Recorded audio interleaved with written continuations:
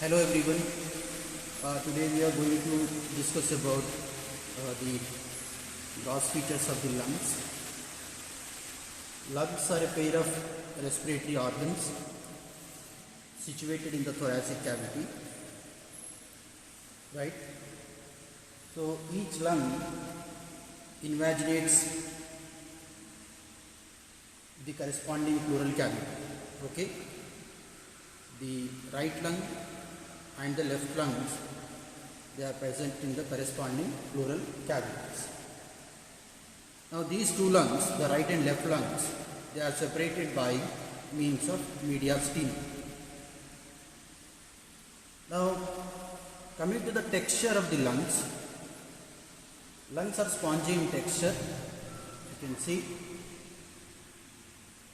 in the young, the lungs are brown or grey in color, but gradually they become black due to the deposition of carbon particles in the adults. Now let us see the weight of the lungs. The right lung, it weighs about 700 grams. That means it is 50 to 100 grams heavier than the left lung. Now what are the various parts of the lung? What are the features of the lung? We will see the features of the lung, then we will identify which is the right lung and which is the left lung. Now each lung is conical in shape, having apex at the upper end. This is the apex at the upper end. Base, the base of the lung, which is resting on the diaphragm. So this is the apex of the lung, which is facing upwards, and this is the base of the lung. It rests upon the diaphragm. Now each lung consists of three borders.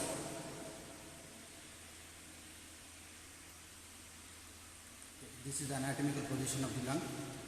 The anterior border, the posterior border, and the rounded inferior border.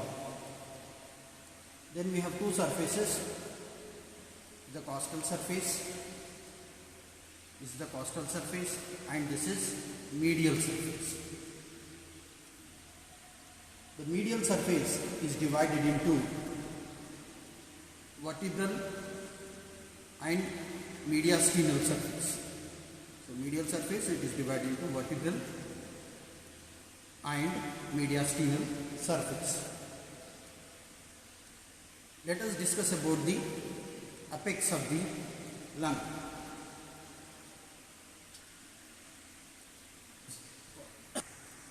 See, the apex of the lung, it faces upwards, it is blunt, and it lies above the level of anterior end of the first rib, and it reaches nearly 2.5 centimeters above the medial end of the clavicle. So this apex of both the lungs, both the right and left lungs, the apex of both right and left lungs covered by cervical pleura and also the suprapleural membrane or the Simpson's face sheath, and grooved by subclavian artery on the medial side. You must remember. So this is about the apex of the lung. It is blunt, lies above the level of the anterior end of the first rib. It reaches 2.5 centimeter above the medial end of the clavicle, and it is covered by cervical pleura. Coming to the base of the lung, this is the base of the lung. The base is semilunar and it is concave. It rests on the diaphragm, which separates the right lung from the right lobe of the liver, and the left lung from the left lobe of the liver and fundus of the stomach and spleen. So that is about base of the lung. So So base is semilunar and concave, it rests upon the diaphragm. Let us discuss about the anterior border. As we can see here, this is the anatomical position of the lung. This is the anterior border. Anterior border is thin and it is sharp. It is shorter than the posterior border. So this is the posterior border. The posterior border, and this is anterior border. So anterior border is thin and sharp. On the right side, it is vertical and corresponds to the anterior costomedial line of the pleural reflection. That is costomediastinal line of the pleural reflection on the right side. Okay. So if you see the anterior border of the left lung, this is the anterior border of the left lung. So anterior border of the left lung, it shows white cardiac notch. This is the cardiac notch below the level of fourth costal cartilage. So cardiac notch, it is absent in the anterior border of the right lung. Whereas in case of left lung, the anterior border is having the cardiac notch. Okay, below the cardiac notch, you have tongue-shaped structure which is known as lingula of the lung. Okay.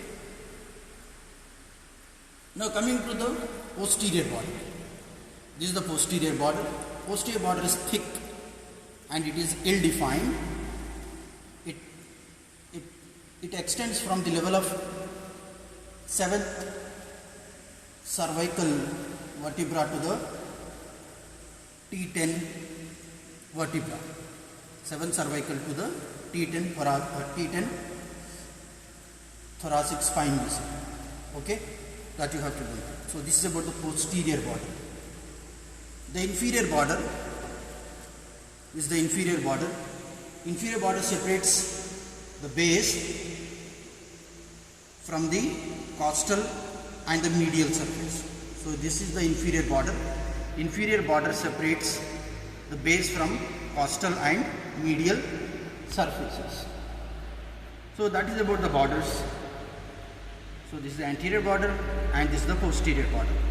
In case of left lung, the anterior border has a cardiac notch, and below the cardiac notch there is a tongue-shaped projection which is known as the lingula. Now let us discuss about the surfaces. We have the costal surface. It is large and convex, and this surface is in close contact with the costal pleura. Right? So it is large and convex, it is in contact with the costal pleura. The medial surface, this is the medial surface. Medial surface is divided into posterior or the vertebral part, anterior or the mediastinal part. Okay? The vertebral part, this is the vertebral part, it is related to the vertebral bodies and the intervertebral discs, and also the posterior intercostal vessels and the splanchnic nerves, that you have to remember about the posterior part of the medial surface. Then coming to the fissures and lobes of the lungs. The right lung is having 3 lobes.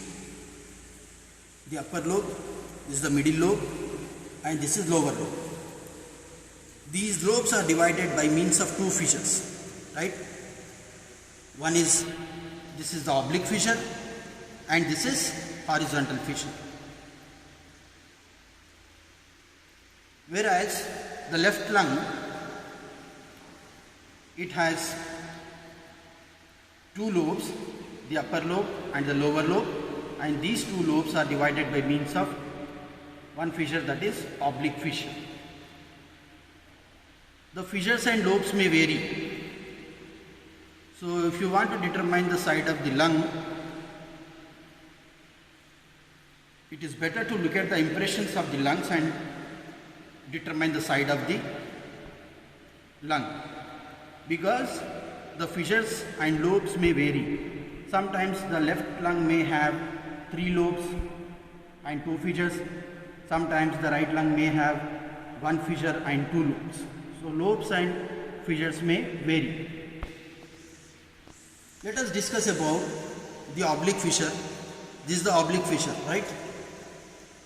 The oblique fissure, it cuts into the whole thickness of the lung, except at the hilum. But it cuts the whole thickness of the lung except at the hilum. It passes obliquely downwards and forwards, crossing the posterior border.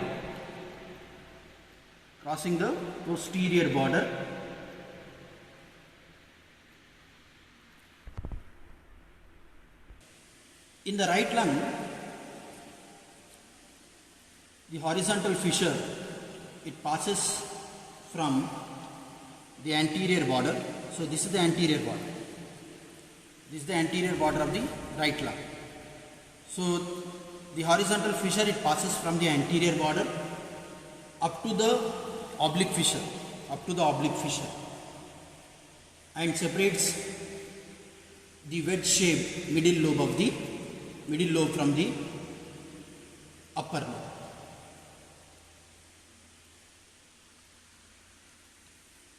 And I have told you the tongue-shaped projection of the left lung below the cardiac notch, this is known as the lingula. Okay? So it corresponds to the middle lobe of the right lung, that you should remember.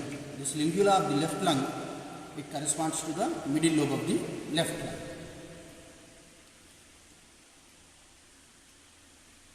So to have a quick recap about the various surfaces and borders of the lung, this is the apex of the lung, this is the base of the lung, this is the anterior border, posterior border, the costal surface and the medial surface. Medial surface again divided into mediastinal and vertebral surface. Okay? And in case of right lung, you don't see the lingula and the cardiac notch. So cardiac notch and lingula are absent in the right lung. Okay, this is also one of the feature to identify the side of the lung. Okay, now this is the left lung. You can see this is the anterior border of the left lung, where you can see the cardiac notch. Below the cardiac notch there is a tongue-like projection. This is called lingula. It corresponds to the middle lobe of the right lung. Okay, this is the apex of the left lung. This is the base of the left lung. Costal surface, medial surface again divided into mediastinal and the vertebral surface, right? So these are the external features of the lungs. So in the next video we are going to see root of the lung and what are the impressions over the medial surface of the lung and what are the contents of the root of the lungs.